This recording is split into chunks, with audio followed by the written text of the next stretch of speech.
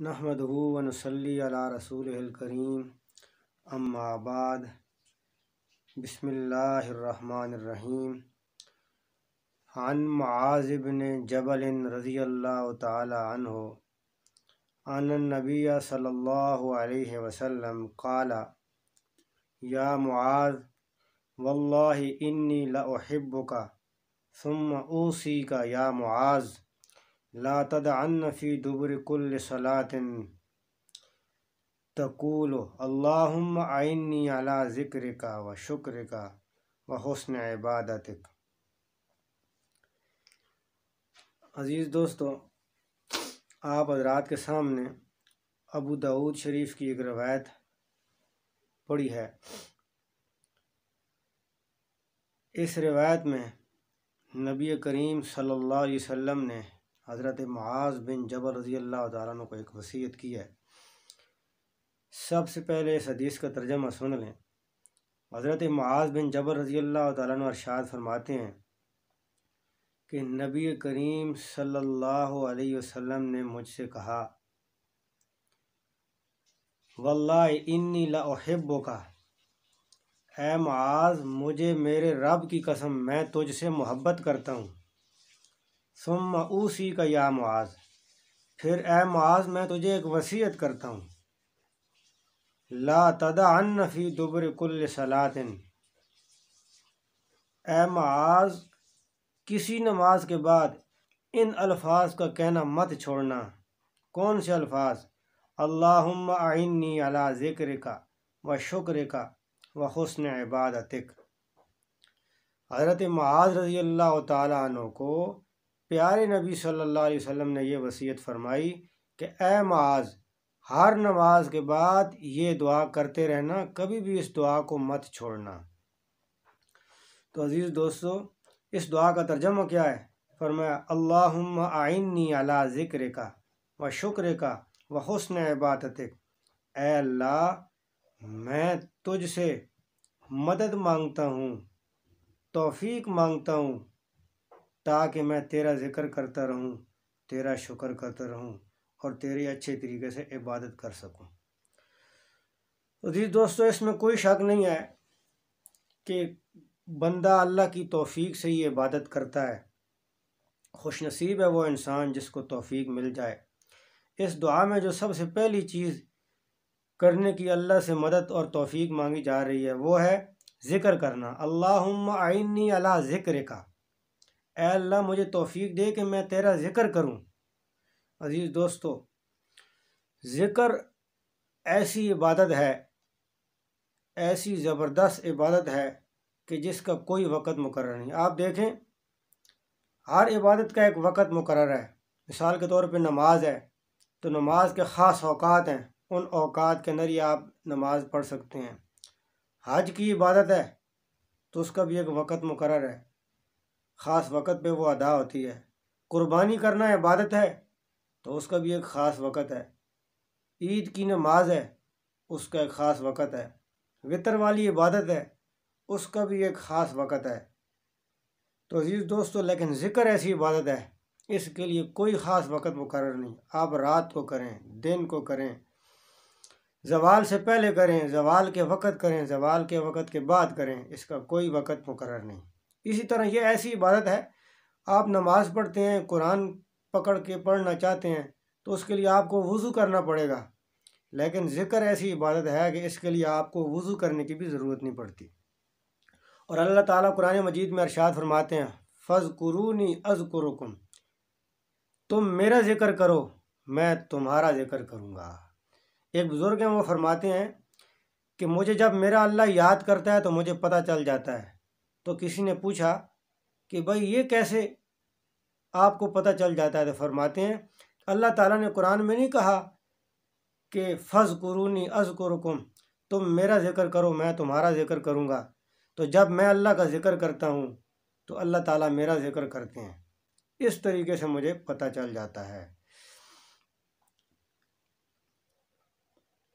حدیث پاک میں آتا ہے نبی کریم صلی اللہ علیہ وسلم ارشاد فرماتے ہیں کہ حدیث قدسی ہے، اللہ تعالیٰ نے فرمایا انا عند ظن عبدی بھی، میں اپنے بندے کے گمان کے ساتھ ہوتا ہوں، وَأَنَا مَعَهُ اِذَا ذَكَرَنِي، اور جب وہ میرا ذکر کرتا ہے تو میں اس بندے کے ساتھ ہوتا ہوں، فَإِن ذَكَرَنِي فِي نَفْسِي ذَكَرْتُهُ فِي نَفْسِي، جب وہ میرا بندہ مجھے اپنے دل میں یاد کرتا ہے تو میں بھی اسے اپنے دل میں یاد کرتا ہوں، وَإِن ذَكَرَنِي فِي مَلَئٍ ذَكَرْتُهُ فِي مَلَئٍ خَيْرٍ مِّنْهُمْ، جب میرا بندہ مجھے کسی مجلس میں یاد کرتا ہے تو میں بھی اسے اس سے بہتر مجلس میں یاد کرتا ہوں، وَإِن تَقَرَّبَ إِلَيَّ بِشِبْرٍ تَقَرَّبْتُ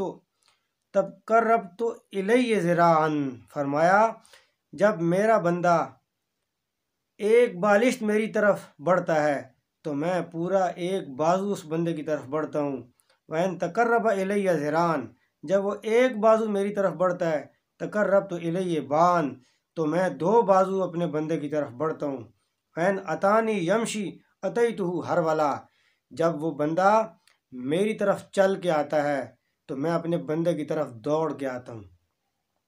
تو اس حدیث میں بھی بتایا گیا، فرمایا ان ذکرنی فی ملائن ذکرتہ فی ملائن، جب میرا بندہ مجھے کسی مجلس میں یاد کرتا ہے تو اللہ فرماتے ہیں میں اس سے بہتر مجلس میں اسے یاد کرتا ہوں، فرشتوں کی مجلس میں، انبیاء علیہ السلام کی ارواح کی مجلس میں اللہ تعالیٰ اس بندے کا ذکر فرماتے ہیں، اللہ تعالیٰ اس بندے کو یاد کرتے ہیں۔ تو عزیز دوستو، ذکر کی توفیق اللہ سے مانگنی چاہیے، ہر وقت ذکر کرنا چاہیے۔ حضرت نعمان بن بشیر رضی اللہ تعالیٰ عنہ کے بارے میں آتا ہے، وہ روایت کرتے ہیں کہ آپ صلی اللہ علیہ وسلم نے مجھے فرمایا کہ اے نعمان بن بشیر، جو تم ذکر کرتے ہو سبحان اللہ الحمدللہ اللہ اکبر، ان الفاظ کے ساتھ جو تم ذکر کرتے ہو تو یہ ذکر اللہ کے عرش کے ارد گرد چکر لگاتا رہتا ہے اور شہد کی مکھیوں کی طرح بن بناتا رہتا ہے۔ پھر آپ صلی اللہ علیہ وسلم نے ارشاد فرمایا کہ تمہارا یہ ذکر وہاں بن بناتا رہتا ہے اور اللہ تعالیٰ کے سامنے اپنے پڑھنے والے کا ذکر کرتا ہے۔ پھر آپ نے فرمایا اے نعمان بن بشیر، ان الفاظ کو، ان کلمات کے اوپر دوام حاصل کرو، یعنی الحمدللہ اللہ اکبر اور سبحان اللہ، ان الفاظ کا کثرت سے ذکر کیا کرو۔ تو عزیز دوستو، ایک تو اس دعا کے اندر ذکر کی توفیق مانگی گئی، اس کے بعد فرمایا اللہم اعنی علی ذکرک و شکرک، کہ اے اللہ مجھے شکر کی بھی توفیق عطا فرما۔ یہ دعا ہر نماز کے بعد کرنی چاہیے، اور شکر بھی اللہ کی توفیق کے بغیر کوئی بندہ ادا نہیں کر سکتا۔ شکر ایسی عبادت ہے کہ اس سے انسان کی نعمتوں کے اندر اضافہ ہوتا ہے۔ فرمایا لَإِن شَكَرْتُمْ لَأَزِيدَنَّكُمْ، اے میرے بندے اگر تو نے میرا شکر ادا کیا تو میں تمہیں مزید عطا کروں گا، وَلَئِن كَفَرْتُمْ إِنَّ عَذَابِي لَشَدِيدٌ، لیکن اے انسان اگر تو نے میری ناشکری کر دی تو پھر دیکھ لے میرا عذاب بڑا سخت ہے۔ کتابوں میں لکھا ہے کہ حضرت عبداللہ بن مبارک رحمۃ اللہ علیہ بیت اللہ کا طواف کر رہے ہیں، اور طواف کے دوران انہوں نے دیکھا کہ عورت غلاف کعبہ کو پکڑ کے رو رہی ہے اور کہہ رہی ہے اللہ میں پہلے بھی جس حال میں تھی تیرا شکر ادا کیا کرتی تھی، اور اب بھی جس حال میں ہوں تیرا شکر ہی ادا کرتی رہوں گی۔ تو حضرت عبداللہ بن مبارک رحمۃ اللہ علیہ اس عورت کے قریب گئے اور پوچھا کہ تیرا معاملہ کیا ہے، پہلے تیرے کون سے حالات تھے جن پہ تو اللہ کا شکر ادا کرتی تھی، اور اب تیرے کون سے حالات ہیں؟ تو وہ عورت کہنے لگی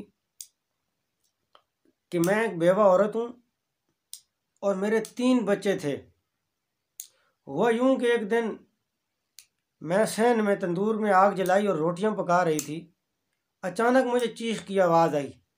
جب میں کمرے کے اندر گئی تو میں نے دیکھا کہ میرے وہ بچے 2 بچے ہیں، جن میں سے ایک بڑے بچے نے چھری کے ساتھ چھوٹے بھائی کو ذبح کر دیا ہے اور اس کی لاش اندر تڑپ رہی ہے، اور میرا وہ بڑا بچہ ڈر کے مارے بھاگ کے لکڑیوں کے پیچھے چھپ گیا۔ تو میں نے اس اپنے چھوٹے بچے کی لاش کمرے سے اٹھائی اور گھر کے صحن میں لا کے ڈال دی۔ اب اس بڑے بیٹے کو ڈھونڈنے لگی کہ وہ کہاں ہے، تو جیسے ہی میں نے لکڑیوں کے پیچھے دیکھا کہ وہاں ایک سانپ نے میرے اس بڑے بچے کو کاٹ لیا ہے اور اس کی لاش وہاں پڑی ہوئی ہے۔ اب اس بچے کو میں نے اٹھا کے لایا اور صحن کے اندر اس کی لاش کو رکھ دیا۔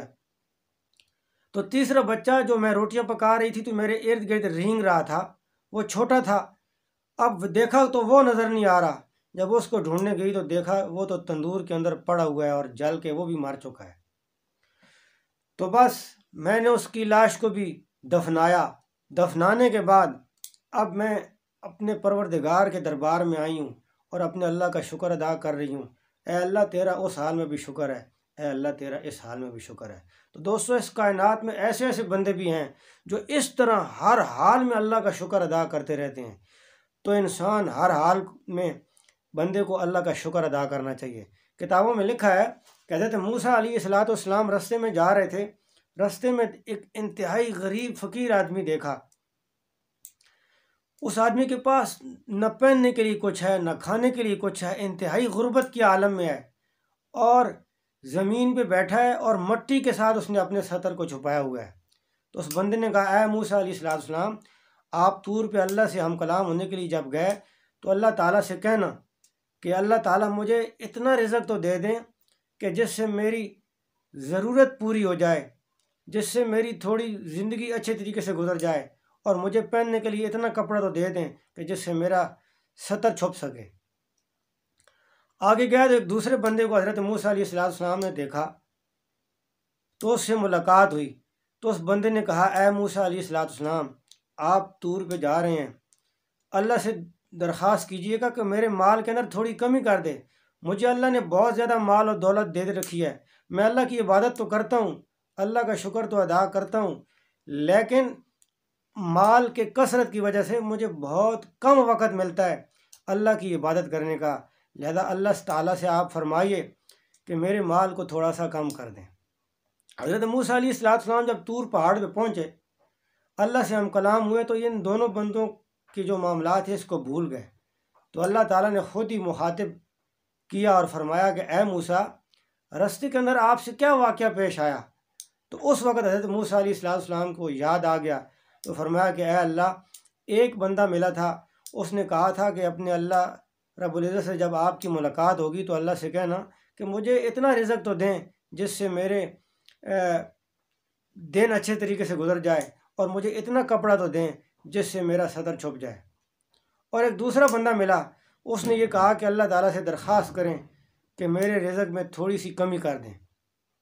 تو حضرت موسیٰ علیہ السلام سے اللہ رب العزت نے فرمایا کہ اے موسیٰ، وہ جو پہلے بندہ آپ کو ملا تھا جس کے پاس پہننے کے لیے کپڑے بھی نہیں تھے، آپ جائیں اور اس میرے بندے سے کہیں کہ تم میرا شکر ادا کیا کرو، تمہیں رزق ملنے لگ جائے گا۔ اور جس بندے نے آپ سے یہ کہا ہے کہ میں اس کے رزق کے اندر کمی کر دوں، تو آپ اسے جا کے کہہ دیں کہ وہ میری ناشکری کرے۔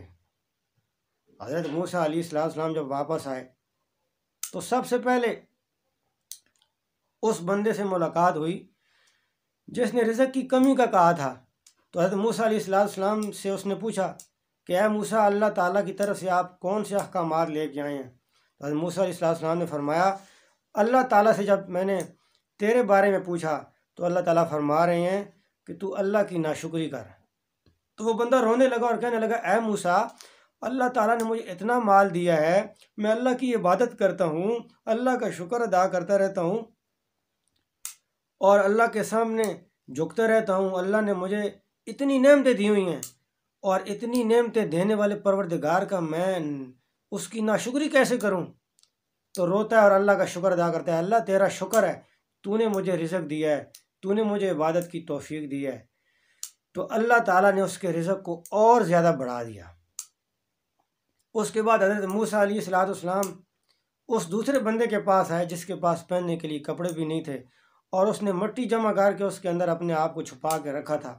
تو حضرت موسیٰ علیہ السلام نے اس سے کہا کہ اللہ تعالیٰ فرما رہے ہیں کہ تو میرا شکر ادا کر۔ تو وہ کہنے لگا، اے موسیٰ، میرے پاس ہے کیا جس کے اوپر میں اللہ کا شکر ادا کروں؟ آپ دیکھیے نا، میرے پاس کھانے کے لیے کچھ ہے، نہ پہننے کے لیے کچھ ہے، تو میں کس چیز میں اللہ کا شکر ادا کروں؟ جب اس نے یہ الفاظ کہے تو ہوا چلی، تو وہ مٹی جس کے ساتھ اس نے اپنا ستر چھپایا ہوا تھا وہ بھی ہوا کے ساتھ اڑ گئی۔ اب اس کے پاس ستر چھپانے کے لیے بھی کچھ نہ رہا۔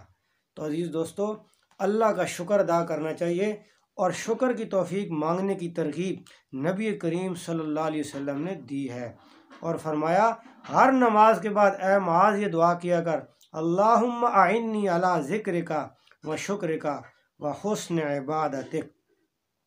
اسی طرح کتابوں میں ایک اور واقعہ لکھا ہے کہ حضرت اسماعیل علیہ السلام جب یہ جوان ہوئے تو ان کی والدہ نے ان کی شادی قبیلہ بنو جرہم کے ایک نوجوان لڑکی کے ساتھ ان کی شادی کر دی۔ اب یہ اپنے گھر میں اچھے طریقے سے زندگی گزار رہے ہیں۔ ایک دن حضرت ابراہیم علیہ السلام حضرت اسماعیل علیہ السلام سے ملاقات کے لیے آئے، تو حضرت اسماعیل کیونکہ شکار کے لیے گئے ہوئے تھے، گھر نہیں تھے، تو اپنی بہو سے ملاقات کی اور ان سے پوچھا کہ سناؤ کیسے حالات ہیں، کس طریقے سے گزر بسر ہو رہا ہے۔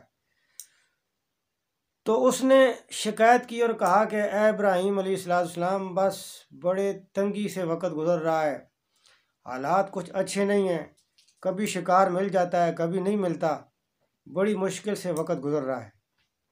تو حضرت ابراہیم علیہ السلام نے تھوڑی انتظار کے بعد فرمایا کہ جب میرا بیٹا اسماعیل آئے تو اس کو میرا سلام دینا اور اس سے کہنا کہ یہ چوکھٹ اچھی نہیں ہے، اس چوکھٹ کو آپ تبدیل کر دیں۔ حضرت ابراہیم علیہ السلام چلے گئے۔ جب حضرت اسماعیل آئے تو بیوی نے حضرت اسماعیل علیہ السلام کو بتایا کہ ایسے آپ کے والد گرامی آئے تھے اور انہوں نے یہ آپ کے لیے پیغام چھوڑا ہے کہ وہ کہہ رہے تھے کہ یہ چوکھٹ اچھی نہیں ہے، اسے تبدیل کر دیں۔ تو حضرت اسماعیل نے فرمایا کہ میرے بابا حضرت ابراہیم علیہ السلام تھے اور انہوں نے کہا کہ یہ تیری بیوی ناشکری ہے، لہذا اس کو تبدیل کر دے۔ تو حضرت اسماعیل علیہ السلام نے اپنی بیوی کو طلاق دے دی۔ کچھ عرصے کے بعد ان کی دوبارہ شادی ہو گئی کسی دوسرے قبیلے میں، وقت گزرتا گیا۔ اسی طرح پھر ایک دن حضرت ابراہیم علیہ السلام حضرت اسماعیل علیہ السلام سے ملاقات کے لیے ان کے گھر آئے، تو اتفاقاً پھر آج حضرت اسماعیل علیہ السلام گھر میں نہیں ہیں۔ تھوڑی دیر بیٹھے تو اپنی بہو سے پوچھا کیسے حالات ہیں، تو اس نے کہا اللہ کا شکر ہے، میں اللہ کا شکر ادا کرتی ہوں، اللہ نے مجھے ایسا نیک خاوند دیا ہے، ایسا عبادت گزار خاوند دیا ہے، ایسا تہجد گزار خاوند دیا ہے، بڑے نیک ہیں، بڑے خوش اخلاق ہیں، اچھے طریقے سے زندگی بسر کرتے ہیں۔ تو حضرت ابراہیم علیہ السلام نے فرمایا تو کھانے پینے کے معاملات کیسے ہیں؟ تو آگے سے کہتی اللہ کا شکر ہے، بس حضرت اسماعیل علیہ السلام شکار کرنے کے لیے جاتے ہیں، کبھی شکار مل جاتا ہے تو کھا کے اللہ کا شکر ادا کرتے ہیں، تو کبھی نہیں ملتا تو بھی اللہ کا شکر ادا کرتے ہیں۔ تو حضرت ابراہیم علیہ السلام جانے لگے اور فرمایا جب میرا بیٹا اسماعیل علیہ السلام آئے تو اسے کہہ دینا کہ یہ چوکھٹ بڑی اچھی ہے، اس چوکھٹ کو تبدیل مت کرنا۔ جب حضرت اسماعیل علیہ السلام واپس آئے تو بیوی نے ساری بات سنائی، تو حضرت اسماعیل علیہ السلام نے فرمایا کہ وہ میرے بابا حضرت ابراہیم علیہ السلام تھے، انہوں نے کہا کہ تیری بیوی بڑی شکر گزار ہے، لہذا ہمیشہ اپنی اس بیوی کے ساتھ ہی ساری زندگی گزار دینا۔ تو عزیز دوستو، اور تیسری جس چیز کا اس دعا کے اندر ترغیب دی گئی ہے، فرمایا وحسن عبادتک، عبادت کی توفیق مانگی جا رہی ہے اور اس کی ترغیب دی جا رہی ہے۔ عزیز دوستو، اللہ رب العزت کی عبادت کرنا یہ انبیاء علیہ السلام کا شیوا ہے، نبیوں نے اللہ کی عبادت کی ہے، اور انسان کی زندگی کا مقصد ہی اللہ تعالیٰ کی عبادت ہے۔ اللہ نے جو ہمیں پیدا کیا، ساری کائنات اللہ نے انسان کے لیے پیدا کی، لیکن انسان کو کس لیے پیدا کیا؟ تو اللہ تعالیٰ خود ہی قرآن مجید میں ارشاد فرماتے ہیں کہ میں نے وما خلقت الجن والانس الا لیعبدون، میں نے انسانوں اور جنوں کو اپنی عبادت کے لیے پیدا کیا ہے۔ تو اللہ رب العزت کی عبادت کرنی چاہیے۔ آپ سورہ مدثر میں پڑھیں گے کہ وہاں سورہ مدثر میں اللہ تعالیٰ ارشاد فرماتے ہیں فی جنات یتساءلون، جب جنتی جنت میں چلے جائیں گے، جہنمی جہنم میں چلے جائیں گے، تو جنتیوں کو جہنم کے اندر پڑے ہوئے اپنے عزیز و اقارب جب دکھائے جائیں گے تو وہ جنت کے اندر سے سوال کریں گے ما سلککم فی سقر، کہ اے ہمارے عزیز و اقارب، اے ہمارے جاننے والے لوگوں، کس چیز کی وجہ سے تمہیں جہنم کے اندر ڈال دیا گیا ہے؟ تو آگے سے وہ کہیں گے قالوا لم نک من المصلین، بھئی ہم نماز نہیں پڑھا کرتے تھے۔ جہنم میں جانے کی سب سے پہلی وجہ وہ یہی بتائیں گے کہ ہم نماز نہیں پڑھا کرتے تھے، جس کی وجہ سے ہمیں آج جہنم کے اندر ڈال دیا گیا ہے۔ آج تو ہم لوگ نماز جیسا فرض عمل کرنے کے لیے تیار نہیں ہیں، نوافل اور تہجد کیا کریں۔ لیکن آپ اگر دیکھیں وہ اللہ والے، وہ صحابہ کرام جیسی ہستیاں کہ وہ کیسے عبادت کیا کرتی تھیں۔ حضرت فاطمہ الزہرا رضی اللہ تعالی عنہ میرے نبی کی لاڈلی بیٹی ہیں، ان کے بارے میں آتا ہے کہ عشاء کی نماز کے بعد 2 رکعت نفل کی نیت باندھتی ہیں اور قرآن مجید کی تلاوت کرتی رہتی ہیں اور ساری رات گزر جاتی ہے، اور جب سحری کے وقت 2 رکعت ختم کر کے دعا کے لیے ہاتھ اٹھاتی ہیں تو اذانیں شروع ہو جاتی ہیں، تو رونے لگ جاتی ہیں اور کہتی ہیں اے اللہ، تیری سردیوں کی یہ لمبی رات بھی اتنی چھوٹی ہو گئی ہے کہ فاطمہ کی 2 رکعتیں بھی پوری نہیں ہو سکتی۔ دوستو اس طریقے سے وہ لوگ عبادت کیا کرتے تھے، اور آج ہمارا حال کیا ہے؟ حضرت سعید بن جبیر رضی اللہ تعالیٰ عنہ کے بارے میں آتا ہے کہ حجاج بن یوسف نے ان کا سر قلم کرنے کا حکم دے دیا، تو جب وہ بندہ تلوار لے کے سر قلم کرنے کے لیے آیا تو حجاج بن یوسف نے کہا کہ اے سعید بن جبیر، تیری کوئی آخری خواہش ہو تو بتا دو۔ تو حضرت سعید بن جبیر فرماتے ہیں میری آخری خواہش یہ ہے کہ مجھے 2 رکعت نماز پڑھنے کی اجازت دے دی جائے۔ حضرت سعید بن جبیر رضی اللہ تعالیٰ نے 2 رکعت نماز کی نیت باندھی اور جلدی سے نماز کو ختم کر دیا،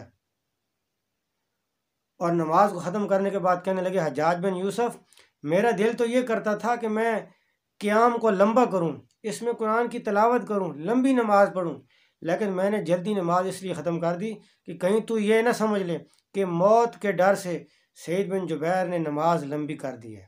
تو عزیز دوستو دیکھیے، ادھر وہ بندہ قتل کرنے کے لیے کھڑا ہے، قتل کا حکم جاری ہو چکا ہے اور آخری خواہش پوچھی جا رہی ہے، تو وہ لوگ اس آخری خواہش کا بھی اظہار کر رہے ہیں، تو کہہ رہے ہیں کہ عبادت کے لیے، نماز کے لیے، نفل کے لیے 2 رکعت نماز پڑھنے کی ہمیں اجازت دے دی جائے۔ تو لوگ ایسے ایسے بھی گزرے ہیں۔ حضرت امام احمد بن حنبل رحمۃ اللہ علیہ کے بارے میں آتا ہے کہ امام احمد بن حنبل رحمۃ اللہ علیہ کا ایک لوہار پڑوسی تھا، جب وہ مر گیا تو وقت کے ایک محدث نے خواب کے اندر اس لوہار کو دیکھا، تو اس کے ساتھ ملاقات ہوئی، تو پوچھا کہ بھائی آپ مر گئے تھے تو بتائیں آپ کے ساتھ کیسے معاملات پیش آئے؟ تو اس نے کہا کہ اللہ تعالیٰ نے بڑا کرم کیا ہے اور میرے اللہ نے مجھے امام احمد بن حنبل والے درجے کے ساتھ درجہ عطا فرما دیا ہے۔ اس محدث کی آنکھ کھل گئی۔ جب صبح ہوئی تو اس نے باقی جتنے بھی بڑے بڑے علماء تھے محدث سے ان کو یہ بات بتائی کہ وہ جو امام احمد بن حنبل رحمۃ اللہ علیہ کا پڑوسی تھا اس کو میں نے خواب میں دیکھا ہے، اور امام احمد بن حنبل رحمۃ اللہ علیہ کے درجے کے اندر اللہ نے اسے جگہ عطا فرمائی ہے۔ تو وہ سارے علماء اور محدثین بڑے حیران ہوئے، اس لوہار کے گھر والوں کے پاس گئے اور ان سے پوچھا کہ لوہار کا کون سا ایسا عمل تھا کہ جس کی وجہ سے امام احمد بن حنبل جیسے محدث کے درجے کے اندر اللہ تعالیٰ نے اس بندے کو داخل کر دیا ہے۔ تو گھر والوں نے بتایا کہ بھائی وہ کوئی بڑا عالم تو تھا نہیں، تو بس اس کی 2 باتیں ہمیں پتہ ہیں۔ ایک بات تو یہ ہے کہ وہ لوہار تھا، اس کی آل و عیال زیادہ تھی، تو اس لیے اس کو زیادہ محنت کرنی پڑتی تھی، غریب آدمی تھا، تو وہ لوہا کوٹتا تھا اپنی دکان پہ۔ جب لوہا کوٹ رہا ہوتا تھا، جیسے ہی اذان کی آواز اس کے کان میں پڑتی تھی اور اس کا ہاتھ ابھی اوپر ہوتا تھا اور وہ مارنے کے لیے تھوڑا ابھی نیچے لا رہا ہوتا تھا کہ اذان شروع ہو جاتی، تو وہیں وہ اپنے ہاتھ کو روک دیتا تھا کہ میرے اللہ نے مجھے اپنی نماز کے لیے بلایا ہے، اور تھوڑا نیچے رکھتا اور سیدھا نماز کے لیے چلا جایا کرتا تھا۔ اور دوسرا اس کا عمل جو ہمیں پتہ ہے وہ یہ ہے کہ ہمارے پڑوس کے اندر امام احمد بن حنبل رحمۃ اللہ علیہ رہتے ہیں، جو ساری رات قرآن کی تلاوت کیا کرتے تھے اور تہجد کے اندر قرآن کی تلاوت کیا کرتے تھے، اور یہ لوہار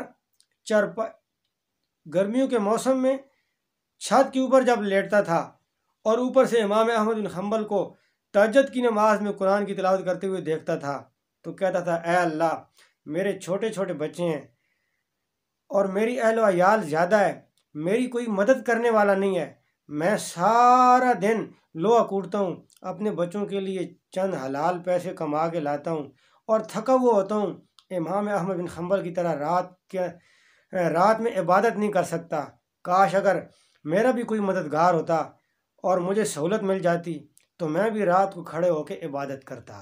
تو محدث فرماتے ہیں ہاں یہ عبادت کے ساتھ محبت، امام احمد بن حنبل کی طرح یہ عبادت کرنا چاہتا تھا تو اللہ تعالیٰ نے اس کو امام احمد بن حنبل اور عبادت کے ساتھ محبت کرنے کی برکت سے اتنا بڑا درجہ عطا فرما دیا ہے۔ اللہ تعالیٰ سے دعا ہے اللہ ہمیں عمل کرنے کی توفیق عطا فرمائے۔ تو عزیز دوستو، آپ صلی اللہ علیہ وسلم نے حضرت معاذ بن جبل رضی اللہ تعالیٰ عنہ کو کیا وصیت فرمائی؟ یہ وصیت فرمائی کہ اے معاذ ہر نماز کے بعد اس دعا کو پڑھنا، کبھی اس دعا کو مت چھوڑنا، اللہم اعنی علی ذکرک و شکرک و حسن عبادتک، کہ اے اللہ مجھے توفیق نصیب فرما، میں تیرا شکر کیا کروں، میں تیرا ذکر کیا کروں اور میں اچھے طریقے سے تیری عبادت کیا کروں۔ اور ہر کام یقیناً اللہ کی توفیق سے ہی ممکن ہے، اللہ کی توفیق کے بغیر کچھ بھی ممکن نہیں۔ اللہ تعالیٰ سے دعا ہے اللہ تعالیٰ ہمیں عمل کرنے کی توفیق نصیب فرمائے۔ وآخر دعوانا ان الحمد للہ رب العالمین۔